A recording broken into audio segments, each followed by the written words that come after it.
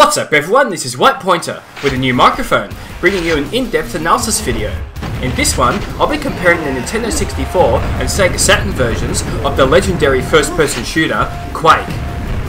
Quake first released on an MS-DOS platform in 1996 and was ported to Windows not long after. It was one of the first games to truly be three-dimensional, and is considered by many to be the grandfather of online first-person shooters, as it was fast-paced, with unrealistic physics, and provided the means to play with someone else over the internet. Why wouldn't you want this experience on your consoles as well? The game was ported to the Sega Saturn in 1997 by Lobotomy Software, and the Nintendo 64 received a port, titled Quake 64, in 1998 that was handled by Midway. The game was also ported to the Amiga, which was more or less identical to the DOS original, but I won't be covering that port here. The purpose of this video is to thoroughly compare the Nintendo 64 and Sega Saturn versions, so you can make a decision at the end on which one was actually better. Saying something is the best is pretty subjective, so I'll be comparing each version against a common denominator to determine how they stack up, and that yardstick is the original DOS version. How do they do? Let's find out!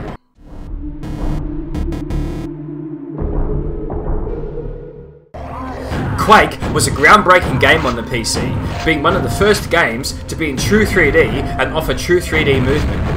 Unlike Doom before it, that focused on hell and demons, Quake's aesthetics are medieval and Lovecraftian-inspired horror, even down to some of the level and monster names, and the final boss herself is Shub-Niggurath. Being an early 3D game, the animations look pretty primitive these days, but in a way, that kind of adds to the unique horror aspect, as the monsters move in a way that's almost like the stop-motion monsters in old horror movies. The game is generally very dark and menacing. The DOS original offered the ability to crank up the resolution to make the game look nicer, and the Windows native port that followed added support for early dedicated 3D cards. To keep things simple though, for the purposes of this video, we'll stick with the DOS original as the point of comparison. The game actually ran pretty well even on modest hardware at the time too. The N64 version actually looks more like the OpenGL Windows version. It's a lot brighter by default too. While the game overall looks better than the DOS version and offers improvements such as coloured lighting, some of the textures do look a bit blurry in places. The water, and especially the skybox, are also notably different.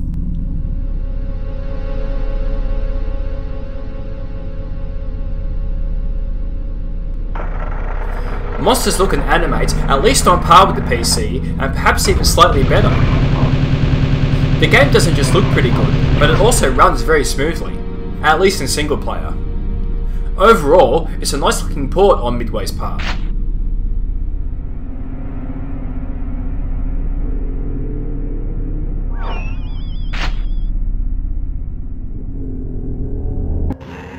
The Saturn port is a pretty remarkable feat of software engineering in itself. The Saturn wasn't exactly known as a good 3D machine, but developers Lobotomy Software pulled off what was thought to be impossible. They couldn't use the engine that was developed for the PC game though, so they used their own in-house engine called Slave Driver. As a result, they needed to remake every level as part of the porting process. Remarkably, this also supports some improvements over the DOS original, notably coloured lighting that could animate. Unfortunately, the rest of the game looks noticeably worse. Textures are low quality, monsters lack detail and have ugly animations, and the game runs at a pretty poor frame rate. Parts of levels have been tweaked to try to compensate for the frame rate, so the system doesn't need to render too much stuff at once, but it doesn't help a great deal. The skybox at least is more or less identical to the PC, but the water surface is very noticeably not. However, underwater it actually looks pretty nice.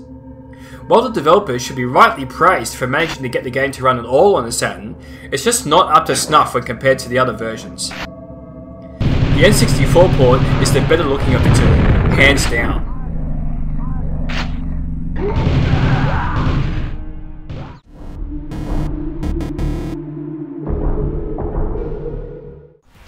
The presentation of Quake is pretty minimal to be honest. The PC version starts with a demo playing, and the main menu is overlaid over the top of it. The start of the game puts you in a central hub kind of area, where you have the choice of 3 difficulty modes, easy, normal and hard, and an episode selection of one of the 4 episodes that can be played in any order. A 4th difficulty, Nightmare, is in a hidden location if the player wants to attempt it. Once you are in the game, the HUD is at the bottom of the screen, and you can adjust the screen size to see more or less of it. Pressing Tab will give you the level info, and tilde will bring up the console, where you can execute various commands. The end of a level just shows you level time, kills, and secrets found. The end of an episode just shows you text on the screen, and the end of the game is also just text on the screen. No cutscene, no credits, nothing.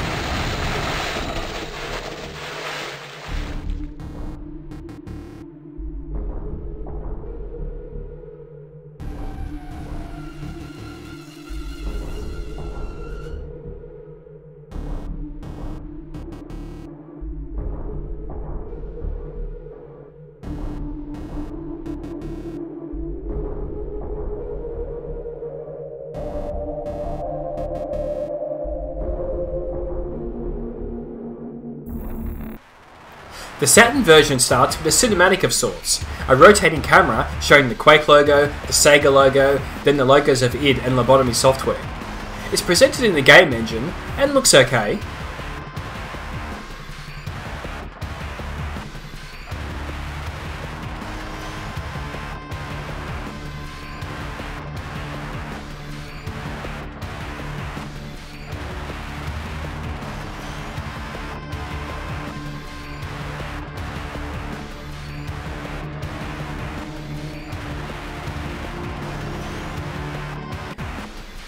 When you enter the main menu though, the camera stops rotating and the music also stops.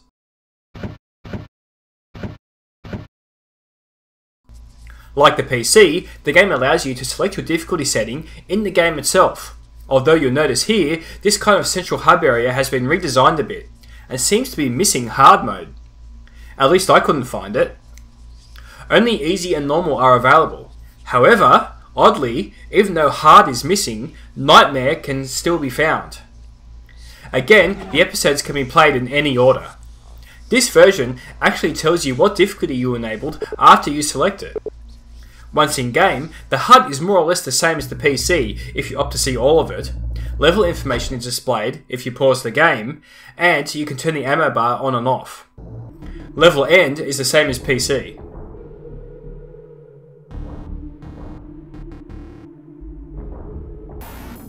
Like the PC, the end of each episode just shows text on the screen, and so does the end of the game.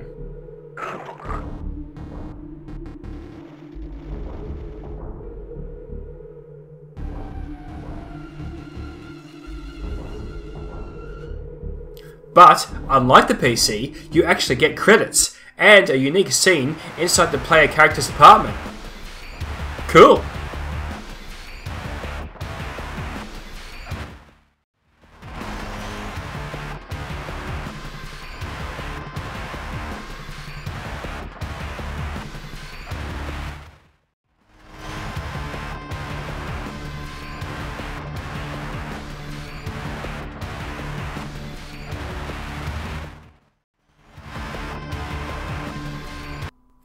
The Nintendo 64 starts with just a menu. No demo, no video, nothing. Just a menu. The difficulty is also selected from the menu before you begin the game. You'll notice there's actually no central hub area in this version at all. No difficulty selection, no episode selection. The game just throws you straight into level 1 of the first episode, and the levels are simply played sequentially from there. There's no choice to play episodes in any order. Once you are in the game, the HUD is at the bottom of the screen, but it's notably different. Only your health and ammo are displayed, with no options to display anything else. When you collect armor, it's displayed above your health. You can see level information if you pause the game. Level end is once again the same.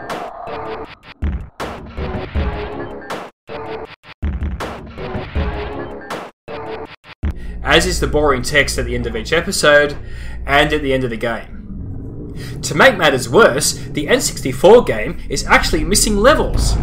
In addition to the missing hub area, it's missing another 6 levels from the main game. Who knows why? At least all of the deathmatch maps are included though. The Saturn version also doesn't have the 4 secret levels from the original game, but unlike the N64, it actually replaces them with 4 exclusive secret levels of its own. a reasonable compromise. The DOS version didn't really have loading screens as such.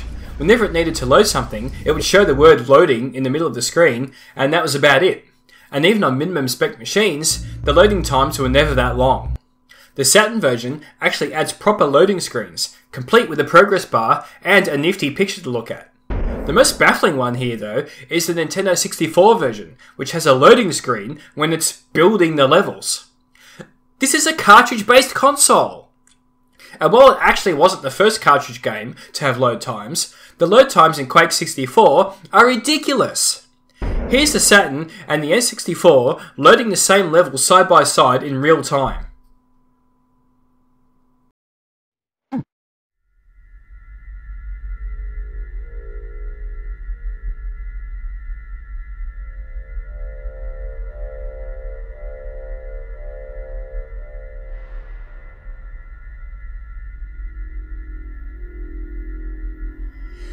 Yeah, when a CD loads faster than a cartridge, something has gone very wrong somewhere. It's pretty obvious which version is closer to the DOS original here. Even though the intro sequence is different and the central hub area has been redesigned, the fact that those things are actually present in the Saturn version, that the HUD is complete, and that all single player levels are accounted for means it comfortably takes this. The shorter load times and the more interesting loading screens are just a bonus.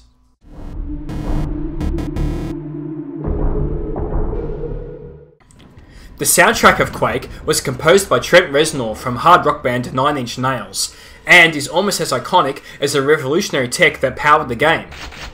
Anyone ever notice the text on a nail gun ammo pickup is actually the 9 Inch Nails logo? Nice. Let's have a listen to a track from each version now.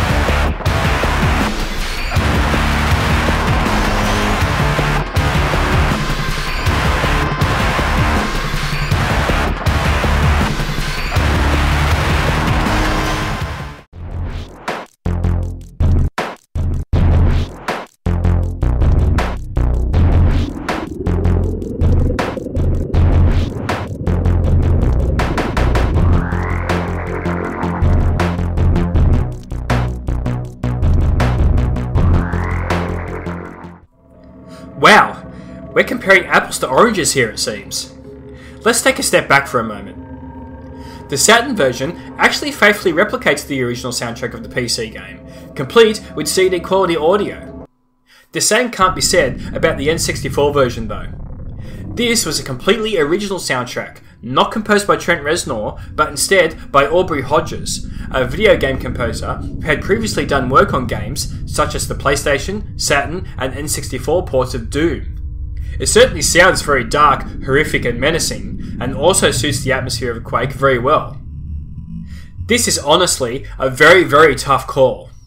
Music is always a matter of personal taste in regards to what does and doesn't sound good, as someone would prefer one but not the other. It's pointless to try and pick out a winner here without going back to the yardstick to measure them against. As always, I need to compare both of these versions to the PC original. And based on that, the Saturn has to take this category. I'm not saying the N64 music is bad by any stretch. I personally think it's very good. But it's completely different from the original game. Who knows what the reason behind that decision was. Based on that criteria, the Saturn version has got this one covered.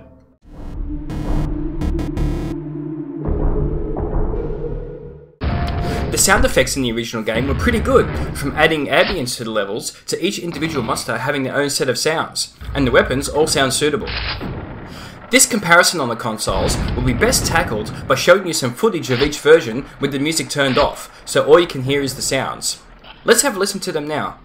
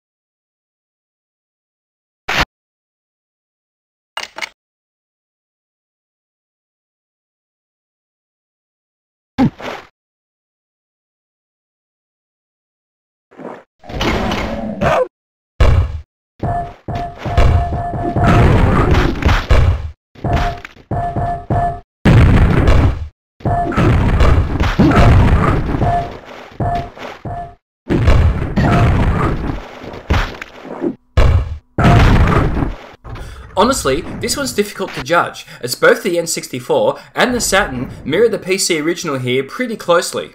Both consoles have some changes to the sounds here and there. The effects of a couple of the weapons are altered slightly on the N64, but the Saturn sounds are all generally noticeably shorter, almost like the ends of the sounds have been truncated, especially the sounds the monsters make and the pickup sounds. There doesn't seem to be any kind of reverb or echo to them at all, and it makes them sound rather dull.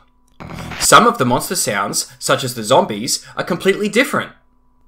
It should be noted that both versions are missing the ambient sound effects that are found in the PC version. It's really close, but I need to give the edge to the Nintendo 64 version here. Even though its sound effects do differ slightly to the PC, they are overall more accurate, and have more oomph and meat to them.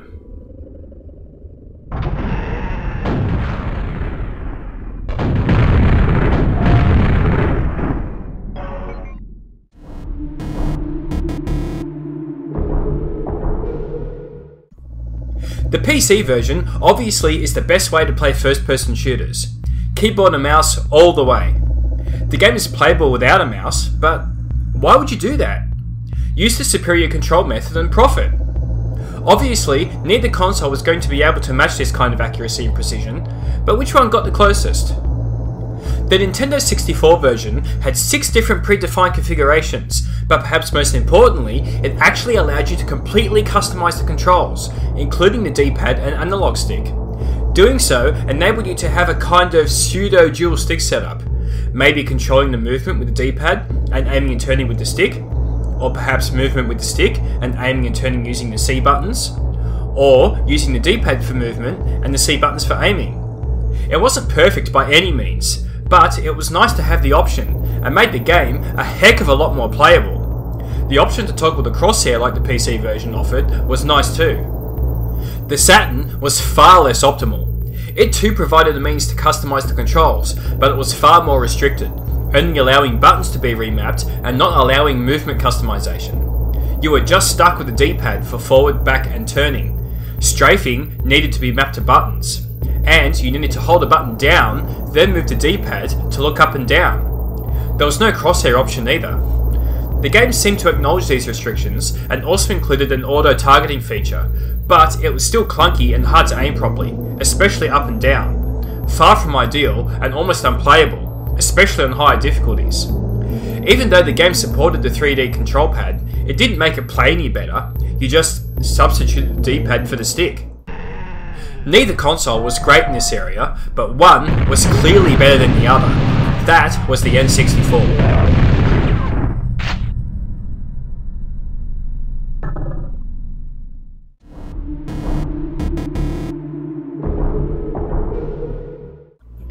Gameplay is pretty closely tied to the control section earlier, to be honest.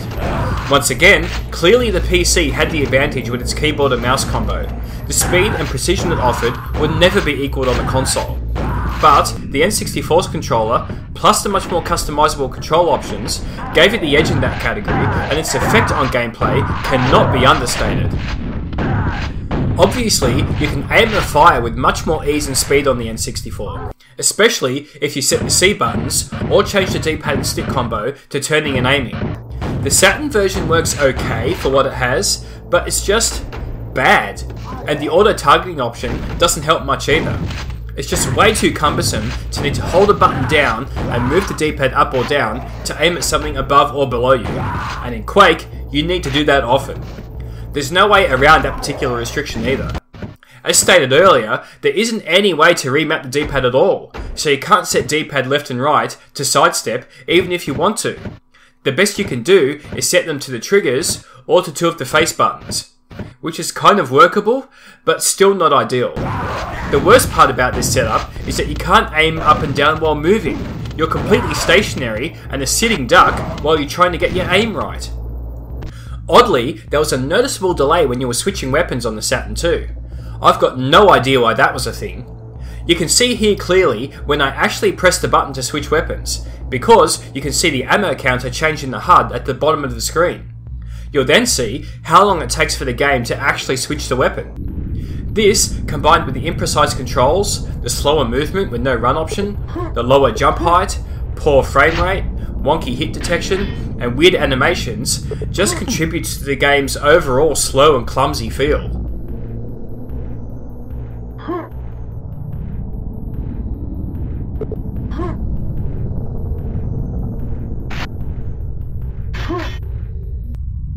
The N64 is the clear winner in this category.